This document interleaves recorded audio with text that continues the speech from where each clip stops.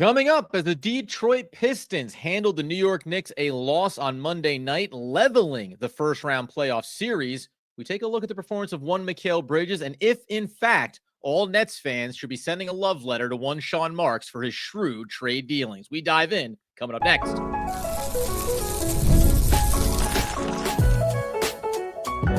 You are Locked On Nets, your daily Brooklyn Nets podcast. Part of the Locked On Podcast Network, your team every day.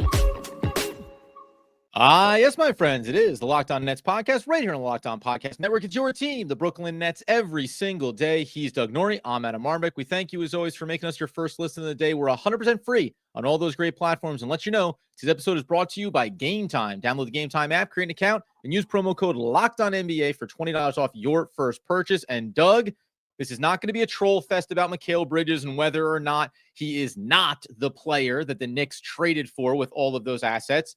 But it is going to be the reality check of what he is as a player and whether or not he just kind of got swept up in the ambrosia of Kevin Durant and superstars and championship aspirations for teams that now kind of leaves him in a very judged position from a lot of different angles. Yeah, it's one of those situations where watching the game the other day, or even the last two games, really, and kind of him for the whole season, has been proof positive that the Nets got out of this business just at the right time. And I know that there's a Nets podcast and we're talking about the Knicks. And in the past, that would have been, a little brother situation going on crosstown. You're rooting against them just because it's annoying to hear about them. You have Knicks fans in your life and you're just kind of all done hearing about the Knicks or whatever. And so I get that part of it. But now there is a functional piece of this where the Nets' fate, not their fate completely, but a big part of what they're doing going forward is sort of tied to the Knicks' demise. When you have a certain amount of draft picks, coming over directly from the Knicks because of the Mikal Bridges trade, you are incentivized to kind of like root for them. I mean, no, rooting doesn't like make it happen, but you would like to see this crash and burn in a big way because that just would increase the likelihood that these assets way down the line are pretty damn valuable. And that could be a situation that we're starting to look at now where it's like, oh, the Knicks might have, they're not going to be bad, but Bridges way underperformed this year. And watching him in the playoffs, it's not like they didn't get a six first round pick value for a guy the way that he's been playing this year. And then into the playoffs where it just hasn't looked amazing. So I think it was very obvious why they did it at the time, but this stuff just becomes even more proof positive. Watching him through the playoffs, it was like, this guy wasn't going to be a second fiddle to anybody you brought in. If you had gone the other way and been like, hey, let's trade the Suns picks for a superstar and Mikal will be the number 2.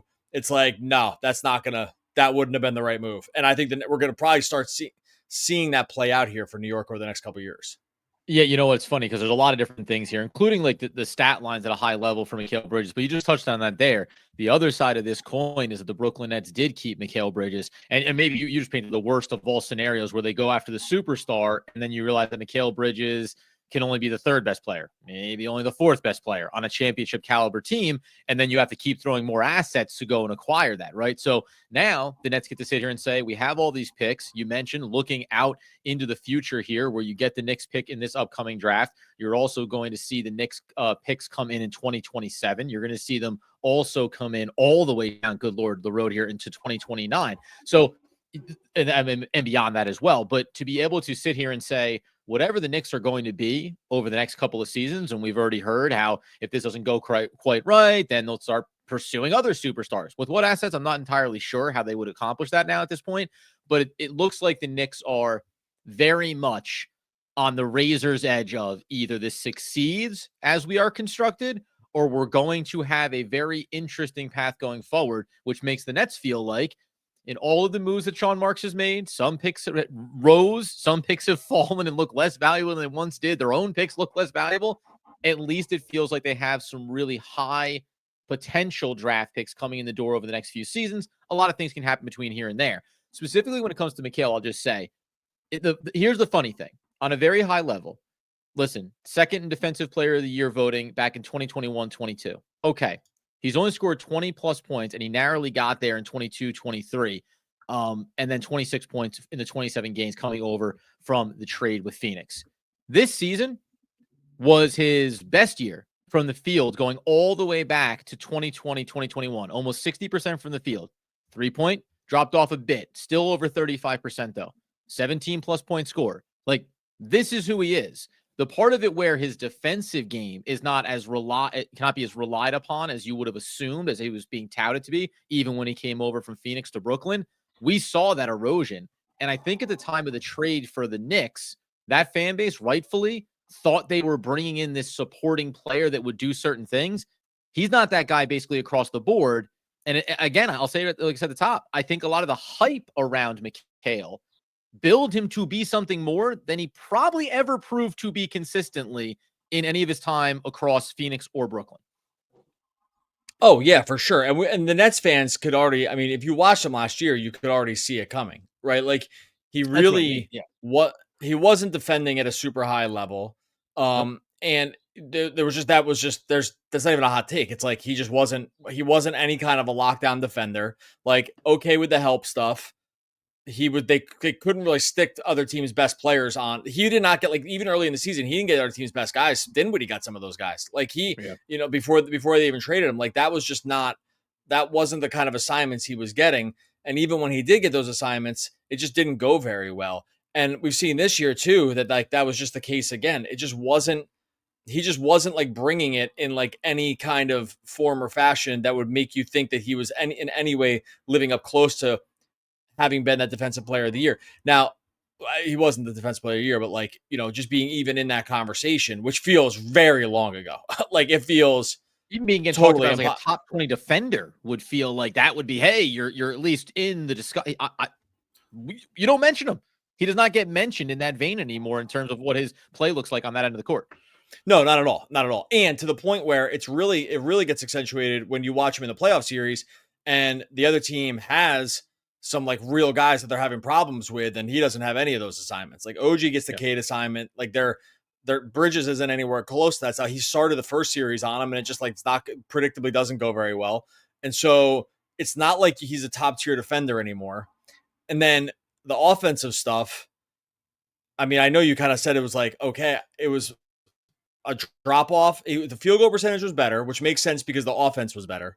Like, so like, you are going to get some easier baskets because when Brunson and Cat are on your team, like, those baskets should be easier, frankly. Yeah. Like, you just have other guys on the team that demand a considerable amount of attention on the defensive end. So you should have some easier stuff happening at the bucket. But then you look at the 3-point percentage and it was worst of his career.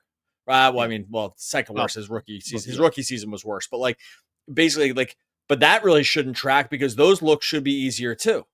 And so like, and he just, and there was a beginning of the season where there was adjustment in some of the shooting form, and it was like, whoa, what's happening here? Because the release got super, super high and it looked very weird. And it went through fits and spurts all through the season. And so, but it's still like the 3-point, the overall attempts drop on more minutes, but that makes sense. Like, the usage is going to drop in general, but the part where the efficiency is less on a much better offense is like a very scary proposition, and didn't get to the line at all.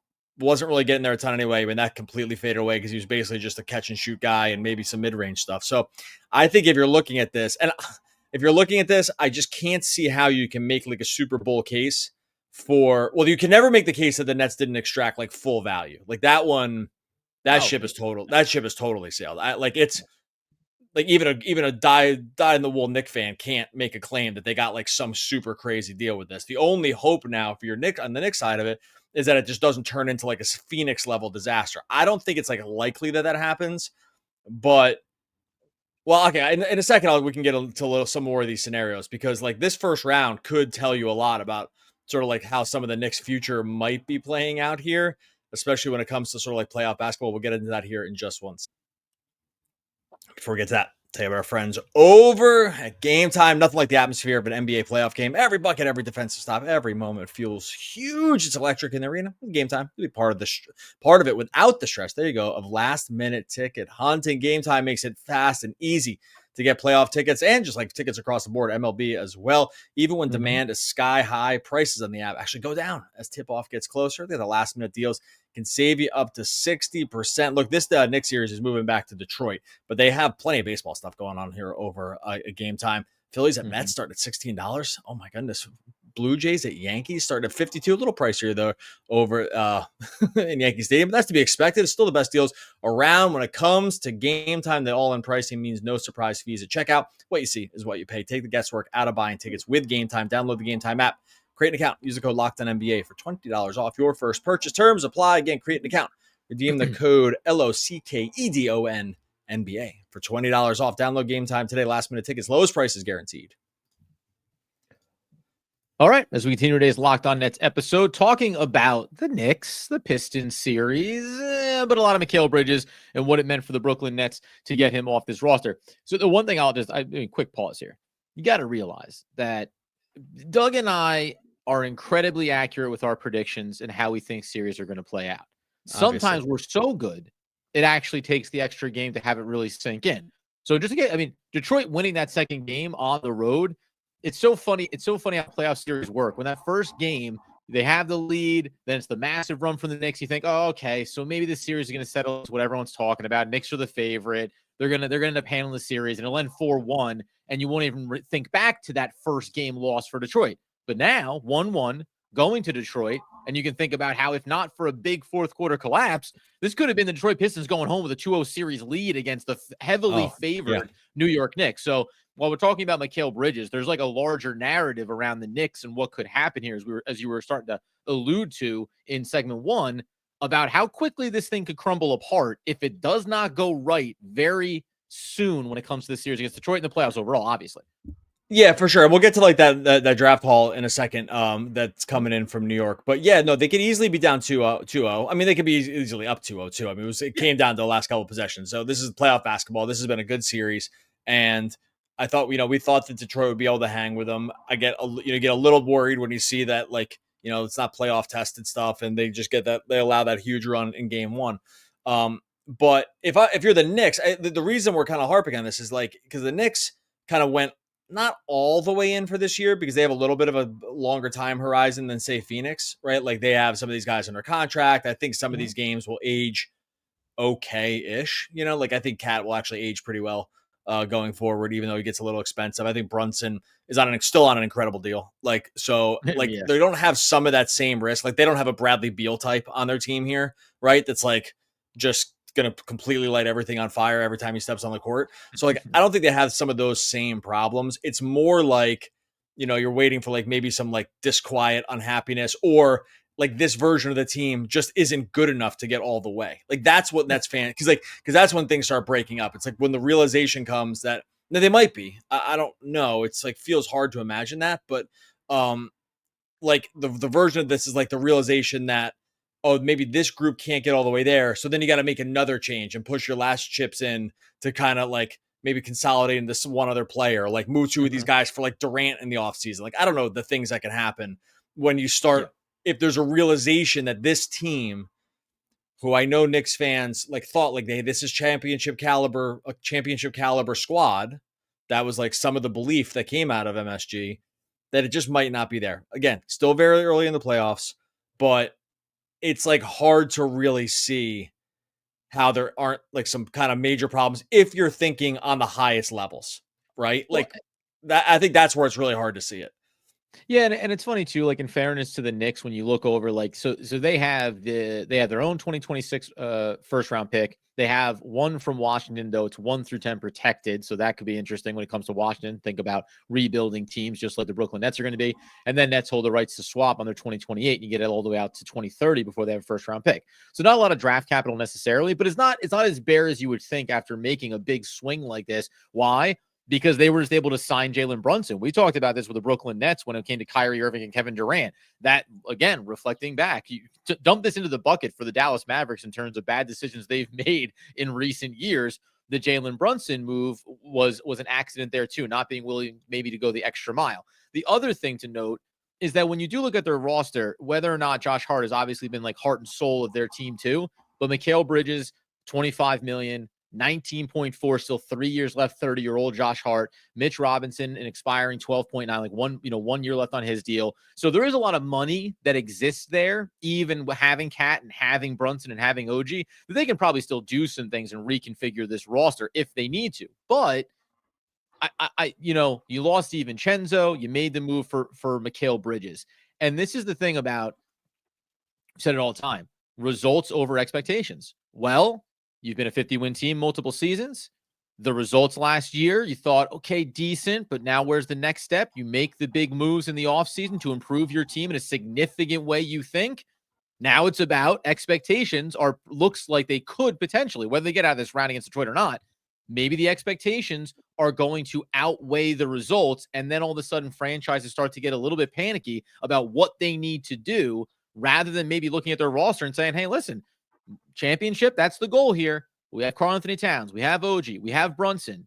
We're probably okay to keep grinding at this. It just feels seismic because you gave up so much to get a player like Mikal Bridges. Well, that's where, like, the Nets, and we knew this for a while, the Nets sold at the absolute, like, I put this out there. They said they sold at the peak of Bridges, and, people, I love a good nitpick. You know me, buddy. But like, like I love a good useless nitpick around. Well, that wasn't the peak. He was, and I'm like, I get it. They got peak value for it. Like they got peak value for where it was. Like they never would have. Go ahead. Explain the time when there was when a team was going to give more for Mikal Bridges than what the Brooklyn Nets got. It's like very obvious what I mean. Like the people that want to come in and just be right about something. The number one thing I teach my kids is that, like, if your goal is to be right and it doesn't add anything to the conversation, just like feel free to just hold it back. Right? Like you're not like, no one's gonna appreciate it.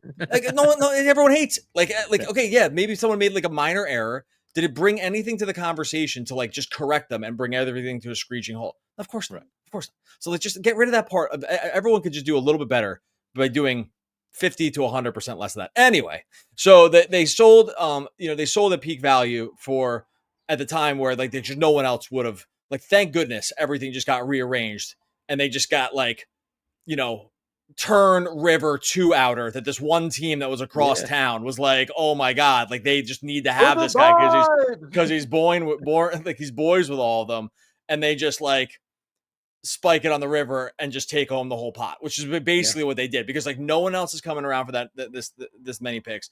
Play out one more season, he never gets this kind of value, and so they just got so lucky that everything lined up from that thing. And then, and I'll say this to him, we said this when he was on the team, there's a lot of miles in this guy. Like he has a ton of miles, and he's played seasons and seasons and seasons more than other guys his age, because he's played every game.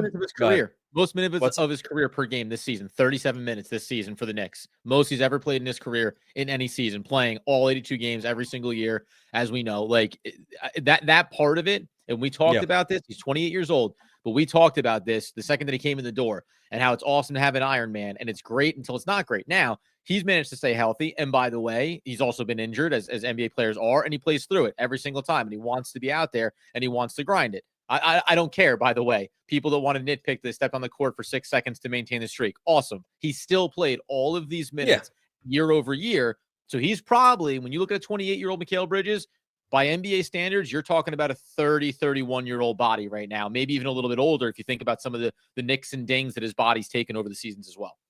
Yeah, no, he's probably I mean, this is back of napkin math, but like, what is he, 28, you said? He's probably 3.5 years more than almost anybody else's age. Like, only Tatum and Jaylen Brown have played more minutes over the last, like, basically since he entered the league.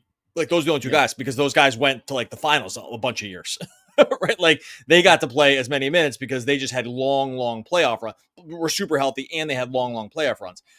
Bridges had two long playoff runs in there and has played every single minute. Like, he's probably on the miles of, like a 32, 33-year-old player or something like that at this point, because he's, kudos to him, played every game. We complain about it all the time, but that these guys don't play games. He plays every game. So it's not a knock on him, but you have to put it into the math. Like, you have to put it in the math on this, because all right, we'll say that, because we're going to get back into this last second, and we still haven't got to the haul that the Nets got from this trade. So we'll just go through that here in just 1 second before we get to that. Tell you about our friends over at Amazon Fire TV. Did you know that your Fire TV is also an Xbox? Turn on any TV and turn any TV into your gaming and entertainment hub with Fire TV Stick 4K devices. No console required. Just grab that controller, subscribe or sign into Xbox Game Pass Ultimate with EA Play included. You're ready to play. Dive into hundreds of premium titles. Got EA Sports College Football 25, Call of Duty Black Ops 6, Avowed as easily as you stream your favorite TV shows. Gaming made simple. And it's all on your Fire TV. Head on over to Amazon.com/Fire TV Locked On to get started on Xbox Game Pass Ultimate subscription and compatible controller required. Available on select devices, including Fire TV Stick 4K second generation and Fire TV Stick 4K Max first and second generation and Fire TV Cube third generation. Head on over to Amazon.com/Fire TV Locked On to get started. All right. So as we tie a pretty little bow on today's Locked On Nets episode, and by pretty little bow, I mean sloppy disaster, because there's a lot of things we want to say about the Mikal Bridges and the trade packages in the minutes. But here's one for you. So as you said, back of the napkin math. Napkin math. We're going to get there in the end. Come on, baby. Averaging 37 minutes a game and playing 82 games. That's for the season, 3,000 minutes for Mikal Bridges. If I can math correctly, and I probably can. But here's interesting. How many minutes? So I'll give you Mikal Bridges. He has played 15,490 minutes in his NBA career. It includes regular season and playoff games since debuting in 2018-19. How many total minutes do you think that Jalen Brunson, same age, 28 years old, has played in his career? And Mikal played 15,000? Mikal played 15,490. Brunson played 9,000. 14,239 minutes. So again, yeah. I thought. I would have gone. It's my fault because I kind of thought it'd be like a way lower number, but I just had no idea, I guess. But yeah. By the way, it's no one's fault because that's why I brought up Jalen Brunson. I looked at the roster, I go, he's 28 years old as well. And I'm about to make the seismic comparison about how much less played because he starts his career. He's not a starter immediately, all that stuff, right? Going back to Dallas. Instead, cut two. I'm actually going to drop another thing into the bucket here for Brooklyn Nets fans to maybe quietly be watching. Jalen Brunson also has a ton of mileage. I just said 37 minutes across an 82-game season is 3,000 minutes. So he's only a 1,200 minutes behind Mikal Bridges. He's about a half a season-ish behind Mikal Bridges in terms of mileage, and that includes all the playoffs, right? So you are talking about a team that looks young on paper. OG Anunoby has some of his own injury concerns, 27 years old, and then Karl Anthony Towns as well, who has missed significant time in his career, though has been mostly healthy, but has missed, I think, like almost a full season once in there.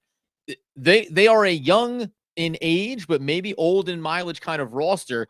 It makes it very interesting, and probably maybe why the Knicks look at this as being like, we need this to be successful right now, because the next couple of seasons are going to be just as difficult, if not harder, when you look around the Eastern landscape at the very top, Cavs, Boston Celtics standing in your way. Yeah, it's not going to be easy for a couple of years with those teams. You got a couple, like we said, a couple other teams on the rise. If you look at too, like what they gave up in this trade, which we'll finally get to here. So the Knicks get Bridges, they get Keita Bates-Diop, never played for them. Draft rights to Pablo Voley, and then they get a second round. The Nets get Bojan, never touched the court in Brooklyn. But then the real part of this is they get the four unprotected first round picks. 25, 27, 29, and 2031. It's a 29 and 31 to unprotected that you're really looking ahead on, right? It's like everyone's old, 29 and 31. All these guys are on their next contracts. Like no one's on, like, Brunson is 34 at that point. Towns is 36, right? Like, 34 too. And so like everyone gets real old. Those picks are unprotected. And yeah, this is why sometimes these rebuilds take a long time. It's like you might have to wait to see like how this turns out. Then they get another first round pick that they're going to get this year from the Bucks, and they got a pick swap in 28. Like the 5 first rounders, and I know one is for the Bucks, and yeah, the 2025 and probably the 27 are for sure in the 20s. I would say, like just based on like who this team has, that's fine. 29 and 31, like I know it's really far out. And we'll all be doing, who knows what we'll be doing at that point. But like those are the world where those are like incredibly valuable, especially if there's a flame out now and they start feeling they got to really push all the chips in to figure it out, because it can just start getting really, really weird. And you're just trusting that, if you're the Nets, you're trusting that those are going to get, like, the Knicks will just be bad and have no way out of it. Now, Yeah. it usually doesn't work out that case. Like, usually if you know you don't have the ability to be bad, You pull the cord.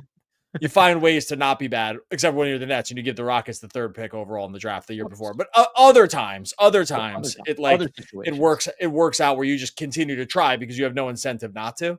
But yeah, there's just no way to look at this trade and not say that it's a total win for the Nets. And I think we already knew that, so I don't think that's like breaking news. But watching these playoffs, and you're like, yeah, like this, like it's very obvious here that this guy is not a 5 first rounder, unprotected kind of guy. Like, there's just no world. And it's so funny. And everyone, I mean, we all felt like we knew it at the time, whatever the value was. And sometimes there's these outlier trades that go on and first round capital gets thrown around, right? But I think if you're the Brooklyn Nets, you're in the Nets fan base, not that anyone maybe needs the vindication on it, but when you also look at the Knicks, very good roster, right? Very, very good roster. Deep playoff kind of roster. Really, and Mikal Bridges, and we still talk about Mikal Bridges this way, right? The concerns in his game, what you see or don't see on a night in, night out basis. Well, Brooklyn Nets don't have OG Anunoby. They don't have Karl-Anthony Towns. They don't have Jalen Brunson, right? They don't have Josh Hart. Like, they don't have any of these guys on their roster. So you can just envision, really, again, go back to that first 27 games when he came over from Phoenix, spikes 26 points.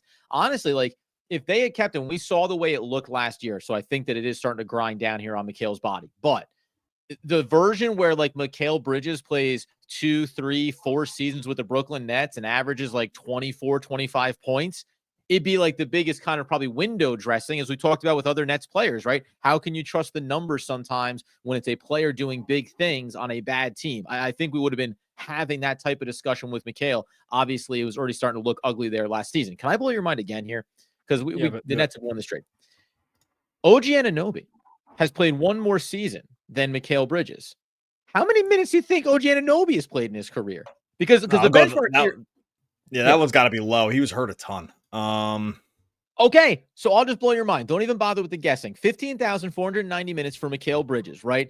And now, again, when you go back, there's a good reminder here that, like, Mikal played, he averaged in every single one of his seasons 29, 28, 32, 34, 35, 36 minutes, right? And I said before, playing 37 minutes a game, that gets you over 3,000 minutes. OG Anunoby has played one more year than Mikal Bridges. OG Anunoby has played 18,265 minutes in his career. He's in his 10th. He came when he was 20 years old. As I would say 10th year. That wouldn't be the math. He came in at 20 years old. He's played over 18,000 minutes already in his career. I could not believe that was the number that pulled up here. But when you go back and take a look, you see how he starts playing in year 3 with Toronto. He's playing 30 minutes, 33, 36, 36, 34. Like, he plays big minutes and played almost 37 minutes this year in 74 total games. So, like, it's crazy to think about it like that. But it is like another kind of, high mileage body. Now, that doesn't mean anything if the guys stay healthy here, but we're yet to identify the guy, with Mikal Bridges being as the high minutes benchmark kind of player around the NBA. I haven't identified a guy yet on the Knicks roster. You're like, oh yeah, he probably is actually younger on his legs than you would think based on number of years of service in the NBA. Yeah, and again, like, I think you're looking at Basketball Reference too. It's like, are you counting playoff number? I guess that's counting playoff time it's too, playoff right? basketball as well. And by the way, so for OG Anunoby, like, that contributes a little bit because he had he had two, 3. Well, they had the finals run. They had the finals run with Toronto. The finals run alone is going to put miles on there as well. So playoff basketball matters. Why, when you look at LeBron James, we always go, good Lord, this guy only goes on playoff runs and is still playing at 40 plus years old.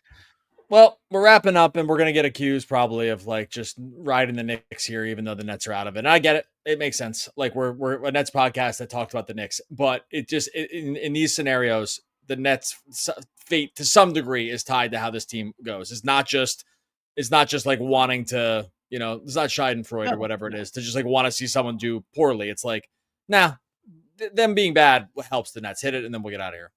No, by the way, it's just that if you think about the trade of Kevin Durant to the Phoenix Suns, it's Mikal Bridges, who's now converted into all of these picks. It's Cam Johnson, who I don't stop short of Sean Marks ultimately turning him into something, whatever that's going to be. It's not going to be this. Wait, hold on one second. Hold on. Are you going to read the whole list? Because actually, someone tweeted this to me today. The entire list of the Durant trade. Do it in concise form, because otherwise, I hope I can find it. I'll get lost in the sauce here somewhere. Here we go. But, like, but that's the entirety of this trade, and then I'll only mention his name significantly once. Sean Marks gets dragged for a lot of mistakes, and he's made a lot of them. But he's also made a lot of really good moves, and we do a pretty solid job here of keeping our liquids in our mouth and also keeping it honest when it comes. Well, my lemon decided to change position. Let me hit this. So here's the Katie Hall. Just like all these guys at the NBA level, my lemon changed positions, please. Yeah. All right. Well, courtesy of Michael, one of these guys with like a million digits at the end, 7-4, whatever.